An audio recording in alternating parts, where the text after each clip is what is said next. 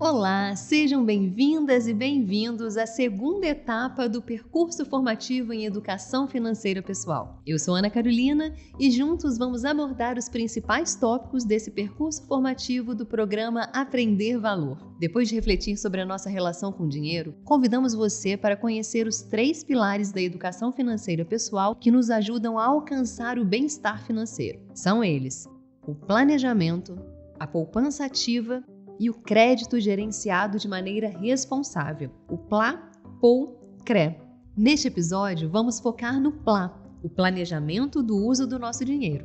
A nossa convidada é Carmela Fonseca, graduada em Direito pela Universidade Federal de Pernambuco e mestre em Estudos do Desenvolvimento pela Escola de Economia e Ciência Política de Londres. Carmela trabalha no Banco Central desde 2011 e integra a equipe do programa Aprender Valor. E João Evangelista Filho, analista na Divisão de Educação Financeira do Banco Central. Carmela, o que é planejamento financeiro? Planejar é organizar o plano ou roteiro de alguma coisa, né? E tem a ver com se programar. Então, é algo que a gente faz no nosso dia a dia, muitas vezes de maneira automática. Por exemplo, se eu sei que amanhã é dia de escola e eu tenho que levar meu filho antes de ir para o trabalho, eu me organizo de maneira a não me atrasar, né? Então, à noite, eu prevejo o que eu vou comer pela manhã, confiro se os alimentos estão todos ali na geladeira, vejo se o uniforme dele está limpo, já separo a minha roupa, né, que eu vou vestir. Com planejamento financeiro não é muito diferente. Planejar-se financeiramente é organizar o uso dos recursos financeiros, programar de que maneira a gente vai gastar o que a gente recebe em troca do nosso suado trabalho. Qual tempo é necessário para criar um planejamento financeiro? E quais são os seus benefícios? Planejar o uso do nosso dinheiro é algo que requer algum tempo, é verdade, alguma dedicação. Mas, ao mesmo tempo, depois que a gente pega o jeito, vira um hábito simples que traz benefícios incríveis a partir do momento em que a gente coloca em prática. Então, assim, depois de 100 dias você fazendo determinada coisa, ela vira um hábito e você não precisa gastar tanta energia, esforçar-se tanto para fazer aquilo. Então, com o planejamento financeiro não é diferente. De 5 a 10 minutinhos por dia, você vai lá, se reorganiza ou só dá uma checada e vira um hábito. A partir do momento que você toma as rédeas do uso dos seus recursos financeiros, né, e passa a utilizar o que você recebe no que é prioridade para você, você passa a sentir uma liberdade de escolha com relação ao que fazer com o seu dinheiro e passa a estar satisfeito, né, com a sua circunstância financeira de modo geral. Isso é um benefício nítido que a gente percebe depois que as pessoas passam a fazer esse planejamento financeiro. Isso é o que a gente chama de bem-estar financeiro atual. E se você mantém esse hábito por um tempo, passa a sentir a segurança e liberdade no mais longo prazo, que é o que a gente chama de bem-estar financeiro futuro. Então, você passa a estar preparado no caso de eventos inesperados, por exemplo, né? E consegue, enfim, realizações e projetos que há muito tempo você já tinha, ou mesmo passa a ter, né? Quando a gente sai do perrengue daquela contabilização no dia a dia ali, ou então mesmo sai do vermelho, você começa a usufruir de um certo conforto financeiro, você consegue até vislumbrar um horizonte diferente para a sua vida, diferente do que você estava vivendo, né? Qual a diferença entre sonho e projeto? Tem algum passo a passo financeiro para concretizar cada um deles? A gente pode dizer que sonho é uma ideia, uma aspiração, um desejo intenso. Já o projeto, ele é um plano organizado, colocado no papel, uma descrição detalhada mesmo de um empreendimento que você pretende realizar. Então, o projeto ele traz o passo a passo para a realização do sonho. Tem 5 passos que você pode seguir para a concretização de um sonho, né? Primeiro, você tem que saber aonde você quer chegar. Então, o que você deseja, em qual o seu destino. O segundo passo seria internalizar essa visão de futuro trazida pela perspectiva da realização do projeto. Então, imagina como você vai se sentir realizando esse projeto. Terceiro passo, definir metas claras e objetivas para o atingimento desse sonho. O quarto passo, qual seria? Estabelecer etapas intermediárias para o acompanhamento e avaliação do andamento do projeto. E o quinto passo, o último passo, seria compartilhar e comemorar as etapas intermediárias, porque facilita essa caminhada. Então, quando você vai comemorando as pequenas realizações, isso dá um estímulo para você continuar andando e seguindo, rumando para a realização do sonho como um todo, né? Você pode dar um exemplo de aplicação desses 5 passos? Alguém que quer muito fazer uma viagem para, vamos pensar, uma cidade de destino, uma cidade maravilhosa, né? Então, alguém que quer muito para o Rio de Janeiro, quer levar a esposa e os filhos para conhecer o Cristo Redentor, para ir à praia e tudo mais. A pessoa já sabe onde quer chegar, né? Eu quero fazer essa viagem para o Rio de Janeiro. Então, você internaliza essa visão do futuro trazida por essa perspectiva, né?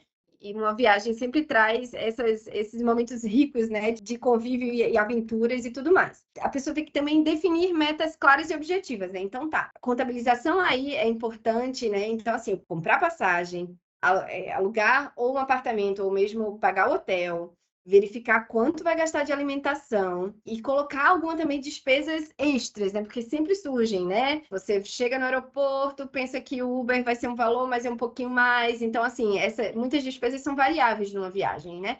E estabelecer etapas intermediárias, né? Para acompanhar esse andamento. Então, chegou ali, já tenho a grana para passagem, já estou juntando ali para o hotel, então já comemora, já diz, não, já dá para comprar, então vamos lá. E então comemora já essa primeira etapa, né? E qual a relação entre o planejamento, o tempo e os diferentes objetivos que a gente quer alcançar? Então, uma estratégia que ajuda nesse planejamento é a gente definir metas de curtíssimo, de curto, médio e longo prazo, né? Antes de explicar cada um, é importante você saber que não se trata de prazos fixos, né? Vamos enxergar esses prazos como faixas de tempo. O importante é elas fazerem sentido e ajudar quem estiver fazendo esse planejamento a colocá-lo em prática, né? Então, curtíssimo prazo seria aquilo que a gente quer realizar nos próximos 3 meses. Por exemplo, comprar um livro, uma roupa, um celular novo, né? Curto prazo seria aquilo que a gente quer concretizar em até um ano. Então, por isso que eu dei o exemplo, a viagem do Rio, dependendo do orçamento, pode ser feito no curto prazo, né, em até um ano. Então, por exemplo, sair do endividamento excessivo, construir uma reserva de emergência, fazer um curso, fazer uma viagem. Médio prazo seria o que a gente pretende realizar entre 1 e 5 anos. Então, comprar ou trocar o carro, realizar uma viagem para um lugar especial ou cursar uma faculdade. E longo prazo seria aquilo que a gente quer realizar a partir de 5 anos. Então, comprar casa própria, poupar para a aposentadoria, para a educação dos filhos. E para aumentar as chances de realizar nossos sonhos e objetivos, a gente precisa ter metas claras e estratégias específicas sobre o que precisa ser feito, né? Então, a gente precisa saber quanto dinheiro é necessário para concretizar esses sonhos e projetos, né? E em que prazo cada um dos projetos se encaixa. Então, para realizar isso na prática, a gente sugere um processo com 2 etapas. Então, a primeira etapa seria classificar os objetivos e sonhos de acordo com esses prazos, né, nessas categorias. A segunda etapa seria determinar quanto custaria, ou seja, né, precificar cada sonho ou objetivo no total. E se fôssemos poupar mensalmente para realizar esse sonho, quanto teríamos de guardar por mês? Então, pode ser uma conta simples de divisão, ou você pode utilizar a calculadora do cidadão, né, que foi desenvolvida pelo Banco Central e que ajuda nessa precificação de sonhos e projetos. Então, depois de fazer esse mapeamento, aí talvez você perceba a necessidade de fazer escolhas, né? E de abrir mão de alguma coisa em prol de outra. Afinal, né, realmente não dá para fazer tudo na vida, né? A gente já sabe disso. Então, aí entra outro conceito essencial quando a gente fala de planejamento, que é a priorização. Priorizar é essencialmente um ato subjetivo, né? Depende da reflexão individual de cada pessoa sobre aquilo com que faz mais sentido gastar o seu dinheiro em cada momento, porque as prioridades também mudam de acordo com o ciclo de vida, né? Então, por isso, a proposta do Aprender Valor é que cada pessoa reflita sobre aquilo que tem valor na sua própria vida, para que suas finanças possam ser um retrato coerente dessas prioridades. Então, a gente propõe uma forma de priorizar as finanças que conduz você a refletir sobre aquilo que tem mais valor no momento da sua vida. Então, primeiramente, pegue a sua lista pessoal de sonhos e objetivos e, após classificá-los quanto a seu prazo, quanto aos prazos e precificá-los, a gente propõe uma terceira etapa, com as seguintes reflexões. Por que gastar com isso é importante para mim? Quais os benefícios que isso me trará? E o que aconteceria caso eu não gastasse com isso? Então, essas reflexões servem de norte para a gente iniciar esse processo de priorização. E como que essas estratégias se relacionam com o orçamento? O orçamento financeiro é aquilo que vai nos ajudar a colocar em prática tudo isso, né? Então, o orçamento ele é a representação física do nosso planejamento financeiro, que deve permitir a rápida visualização de como usamos nosso dinheiro. Então, é um instrumento que serve para analisar o que funcionou e o que não funcionou no planejamento das finanças no passado, né? E serve para guiar o planejamento para o futuro. Então, é um documento em que a gente escreve tudo que a gente recebe e tudo que a gente gasta. Então, tem dois conceitos essenciais quando a gente fala de orçamento, né? O que a gente recebe, que são as receitas, e o que a gente gasta, que são as despesas. É um retrato até que vai fazer com que a gente possa analisar um diagnóstico, fazer um diagnóstico do que está dando errado. A gente pode falar em três tipos de orçamento, né? O orçamento deficitário, neutro e superavitário. O deficitário seria aquele em que as receitas são menores que as despesas, né? Então você gasta mais do que ganha. O orçamento neutro seria aquele em que as receitas são iguais às despesas, ou seja, você gasta aquilo que você ganha. E o orçamento superavitário seria aquele em que as receitas são maiores que as despesas. Então, você ganha mais do que você gasta. E o curioso é que muitas vezes a gente está numa determinada situação de orçamento e a gente não se dá conta, né? A gente está com orçamento deficitário e vai empurrando com a barriga mês a mês, né? Então, para que a gente consiga desvendar a nossa situação financeira real, só tem um jeito mesmo: parar, né? Parar um pouco, analisar nossas receitas, nossas despesas, descobrir com que a gente está gastando mais do que deveria. No curso de Educação Financeira Pessoal, né, a gente apresenta 2 métodos. Aqui eu vou falar do método mais usado, que é o mensal. E aproveito para convidar os ouvintes para conhecerem com mais detalhes este método, que está lá mais esmiuçado, e mais um segundo, na plataforma do Aprender Valor. Então, esse primeiro método, ele pode ser dividido em 4 etapas. Primeira etapa qual é? Estimar as receitas e despesas para o período que se inicia. Esse período, em geral, aqui no Brasil, é o mês, né? Então, estimar receitas e despesas de cada mês a mês. A segunda etapa seria registrar todas as despesas e receitas à medida em que acontecem. Registrar, ou seja, escrever, digitar. A terceira etapa seria classificar e reunir as receitas e as despesas em grandes grupos. Então, as despesas, por exemplo, elas entram em alimentação, moradia, saúde. E a quarta etapa seria avaliar e agir de modo corretivo e preventivo. E é como eu falei, para essa avaliação e essa ação, você tem que ir lá e verificar, não, no mês passado, com o que eu gastei, nesse mês, com o que eu posso, o que eu posso cortar para melhorar em relação ao mês passado. Para você saber se ele está te ajudando, eu acho que tem essa questão da aquisição do hábito. Eu acho que 3 meses seria o primeiro passo, é o mínimo para você conseguir fazer essa análise, né? Então, assim, você começa no primeiro mês, você vai ter aquele retrato. No segundo mês, você já consegue comparar em relação ao mês anterior. O terceiro mês é aquele mês em que, poxa, você já teve a chance de verificar com um pouco mais de cuidado e talvez até já agir de forma efetiva para que naquele terceiro mês você já tenha algum resultado. No quarto mês você já está acostumado e aí você começa a perceber os benefícios mesmo, né? Ótimo, Carmela. João, você tem algum comentário? Eu queria fazer duas observações. O primeiro comentário que eu queria fazer é que lá no início, quando Carmela falou sobre o planejamento financeiro, a gente costuma fazer uma analogia entre o planejamento financeiro, que parece uma coisa um pouco mais complexa, um pouco mais difícil, com algo que é muito simples e que as pessoas fazem praticamente todo dia, que é preparar uma nota de supermercado, de açougue, de verdureiro.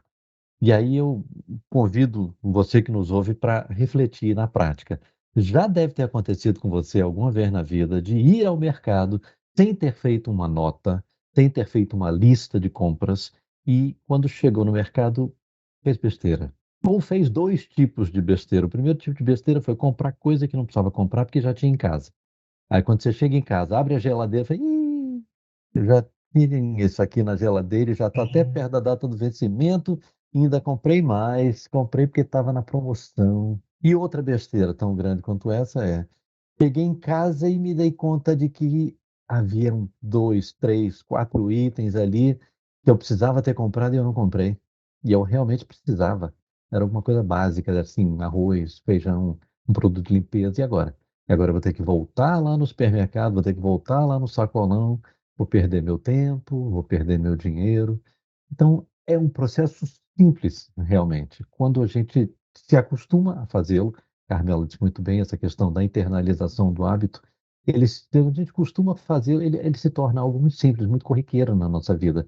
E esse planejamento financeiro pode ser pensado, então, como algo tão simples quanto elaborar uma lista de supermercado, que exige o quê? Exige um trabalhinho antes de sair de casa. Você vai ter que abrir a geladeira, vai ter que abrir os armários, vai ter que abrir as gavetas, vai ter que olhar o que você tem e o que você falta comprar. É basicamente disso que a gente está falando. Segunda observação que eu queria fazer é sobre outra coisa que Carmela mencionou. Carmela falou, explicou muito bem da questão do curtíssimo, curto, médio e longo prazos. A gente só precisa ter um cuidado. Esses projetos podem ser desenvolvidos simultaneamente. Porque se você fica esperando um projeto de curto prazo terminar para você começar o outro já não vai ser de médio prazo mais, ele vai ser de curto prazo também. Você vai ter uma sequência de projetos de curto prazo. Então, a ideia é, claro, você calcula no tempo quanto você vai precisar para realizar um projeto que você quer ver realizado daqui a 5 anos, 10 anos, você vai poupar pouquinho, você vai poupar 10, 15, 20, R$ 30 para aquilo. Para uma outra coisa que você quer ver realizar no tempo, daqui a 6 meses, você vai precisar poupar uma quantia de dinheiro um pouco maior. Mas o cuidado é esse, é que a gente pode, no nosso processo de priorização dos nossos projetos, trabalhar com 2, 3, 4 projetos diferentes em prazos diferentes. Muito obrigada pela participação, Carmela e João. Concluímos então as reflexões sobre o primeiro pilar da educação financeira pessoal, o planejamento.